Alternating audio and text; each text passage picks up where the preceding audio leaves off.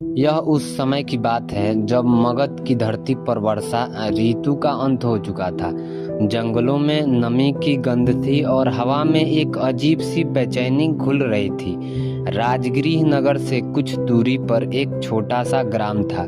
वहाँ एक युवक रहता था। उसका नाम इतिहास में सुरक्षित नहीं था, क्योंकि वह कोई राजा नहीं था, कोई योद्धा नहीं था, वह विद्वान भी नहीं था। वह केवल एक साधारण मनुष्य था। पर उसका मन साधारण नहीं था, उसका मन वासना से भरा हुआ था। उस व्यक्ति की आयु लगभग 25 वर्ष थी। शरीर बलिष्ठ और आंखों में तेज था और चेहरे पर युवा अवस्था की वह चमक थी जो मन को भ्रम में डाल देती है। बचपन से ही वह अपने जीवन को इंद्रियों के माध्यम से समझ रहा था।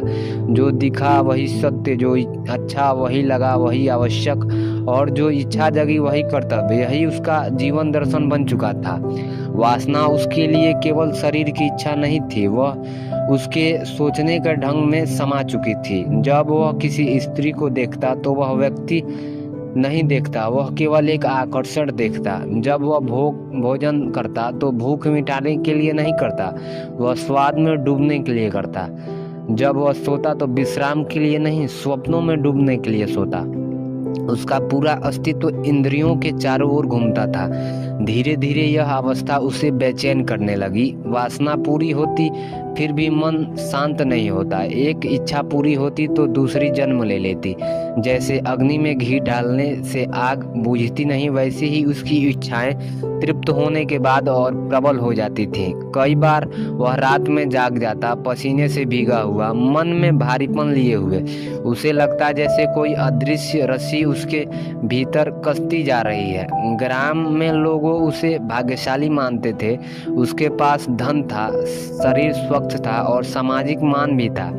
लेकिन वह स्वयं जानता था कि भीतर कुछ टूट रहा है।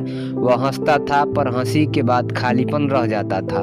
वह आनंद खोजता था पर अंत में थकान ही हाथ लगती थी। एक दिन की बात है, ग्राम में वह समाचार फैला कि भगवान बुद्ध अपने संघ के साथ समीप के वन में ठहरे हुए हैं।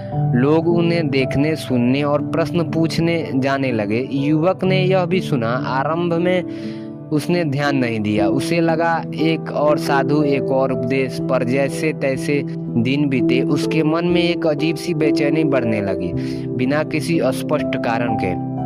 एक शाम जब सूर्य अस्त होने को था और आकाश में रंग बदल रहे थे, वह युवक वन की ओर चल पड़ा।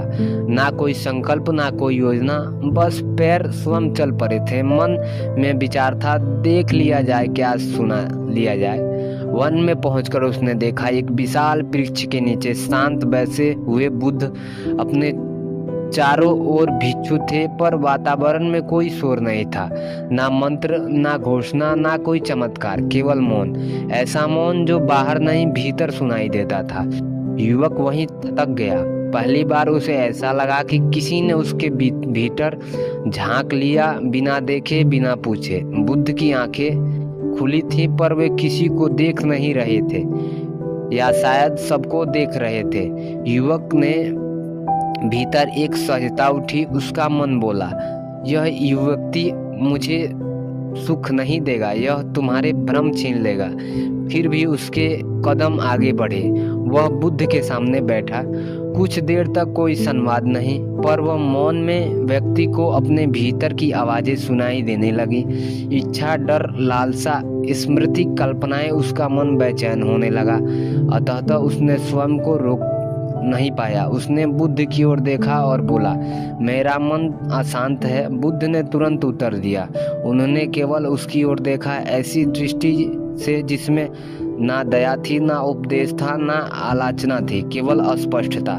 युवक को लगा जैसे पहली बार किसी ने उसे ऐसे देखा हो, जो बिना सजावट के, बिना झूठ के। यहीं से उसकी यात्रा शुरू हुई, या वासना के अंत की नहीं, वासना की बोध की। बुद्ध ने उसे बताया पहले कि तुम्हें वासना समझनी होगी, वासना चीज क्या है, मतलब उसके बाद इन चीजों को हटाया जा सकता है। बुद्ध ने कहा कि मान लो जैसे तुम किसी को देखते हो तो अपनी सांसों पर नियंत्रण रखो, क्योंकि जब तुम सांसों को देखते हो तो तुम्हारे विचार शून्य हो जाते हैं। बुद्ध ने उसे कई मार्ग दिए, जैसे ध्यान या मन को विचार में करने की चीज़ें। बुद्ध ने एक कहानी के माध्यम से उस इंसान को समझाया।